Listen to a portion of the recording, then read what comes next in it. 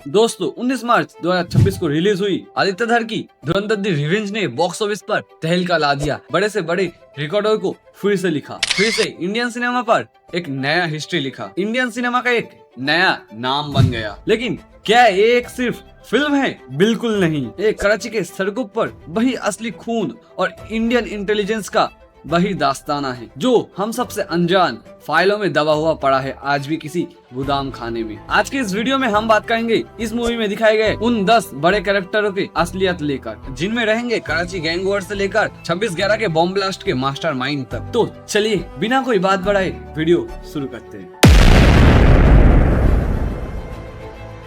Movie में आदित्य धर ने हमजा के 10 साल के सफर को दिखाया और मूवी का यही कैरेक्टर हमजा ये इंस्पायर्ड है रविंद्र कौशिक से, जो हमारे राजस्थान से पाकिस्तान गया, वहाँ के आर्मी में मेजर बन गया और वर्षों तक इंडिया में टॉप सीक्रेट इंफॉर्मेशन दी। उनका अंत जेल में हुआ, पर उन्होंने कभी अपना असली नाम नहीं बताया। कुछ लोग ये भी मानते हैं कि रणवीर सिंह का कैरेक्टर हमजा वो इंस्पायर्ड है मोहित शर्मा से, जिनको भारत सरकार की तरफ से अशोक चक्र पुरस्कार भी मिला था।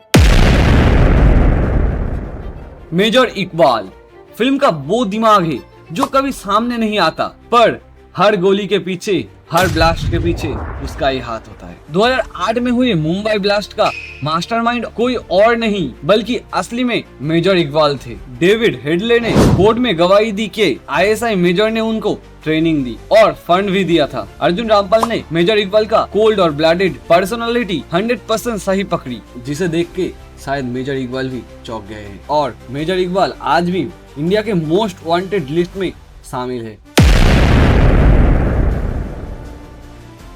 अक्षय खन्ना का लुक और एक्सेंट हूबहू लहरी के उस खौफनाक इंसान के बारे में है जिसका नाम अब्दुल रहमान बलोच कहा जाता है। रहमान डकात लहरी का वो डॉन है जो एक हाथ से खून करता है और दूसरे हाथ से गरीबों का मदद। उसने अपने ही चाचा को मारकर क्राइम शुरू किया था। 2009 में उसका एनकाउंटर मर्डर हुआ, पर उसकी पीपल अमन कमेटी आज भी कराची पर मशहूर है। इस कमेटी को हमने मूवी पर भी देखा।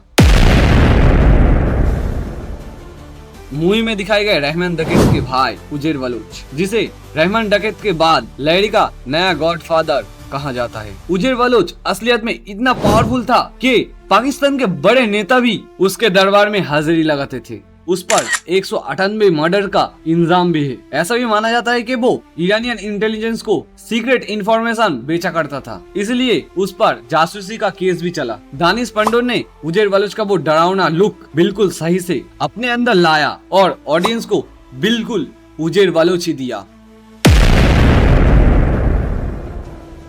अरशद पप्पू उजेर का सबसे बड़ा दुश्मन, जिसका अंत सबसे डरावना था, वो असलियत में हो या फिर धुरंधर द रिवेंज में। फिल्म में दिखाए गए वो खतरनाक खौफनाक सीन्स ये कोई फिल्म इमेजिनेशन नहीं थी। अरशद पप्पू का सर काट के उससे फुटबॉल खेला, वो भी लहरी के बीच सड़कों पर। ये पाकिस्तान गैंग वॉर का सबसे बड़ा काला सच है जो आज भी पाकिस्तान के गलियों में सुनने को मिलता है।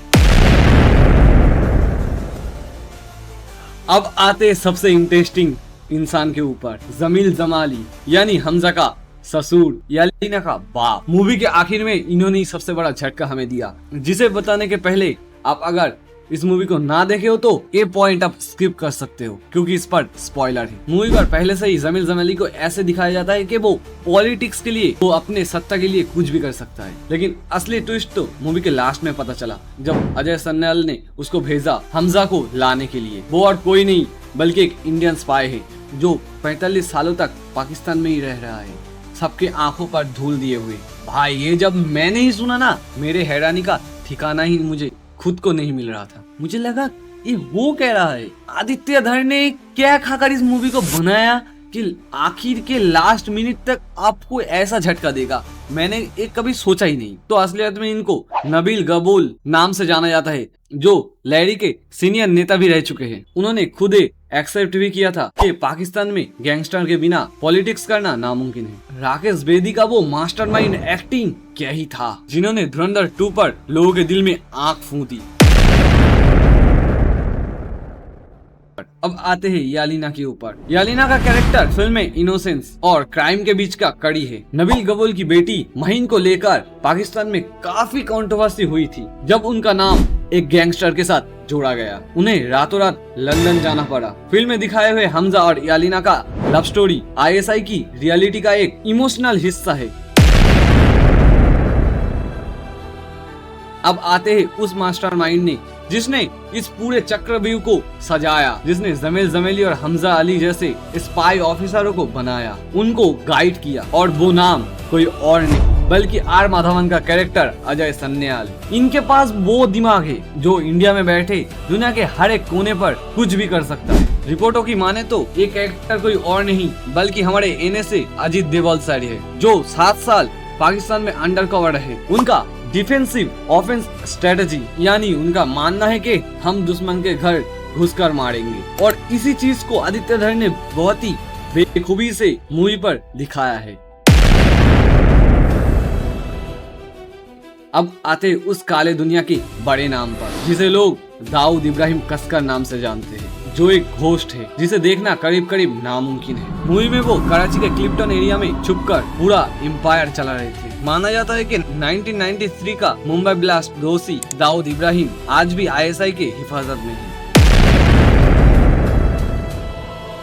अब आते हैं उस शख्सियत के बारे में जो अपने आप को जिन मानता है, जिसे मौत से कभी डर नहीं, इसलिए वो कभी बुलेट प्रूफ जैकेट भी नहीं पहनता। सही समझे SP Chaudhary Aslam, real life में जिनका नाम चौधरी असलम खान है। रियलिटी में चौधरी असलम ने लेडी के हर बड़े डॉनों को ठोका था। माना जाता है उन पर 9 बार से भी ज्यादा हमला हुआ था, लेकिन वो कभी नहीं डरे। और रिपोर्टों की माने तो 2014 में कार ब्लास्ट में उनकी मौत हो गई। संजय दत्त ने उनका स्वैग बेखूबी से निभाया और उनको स्क्रीन पर अमर कर दिया। दोस्तों, धुरंधर द रिवेंज कोई मूवी नहीं, एक मास्टरपीस है जिसको आदित्य धर जैसे डायरेक्टर ने बनाया अपने मेहनत, लगन और मास्टरमाइंड दिमाग से। तो अब आप कह के जाओ, क्या रणवीर सिंह का एक्टिंग पहले पार्ट में आपको अच्छा लगा या फिर दूसरे पार्ट में, और कौन सा कैरेक्टर आपको सबसे पसंद आया? कमेंट में जरूर बताना। मिलते हैं अगले नए वीडियो में। मैं हूँ आपका अपना तामीम और आप देख रहे हो टीएटीपी टॉक्स।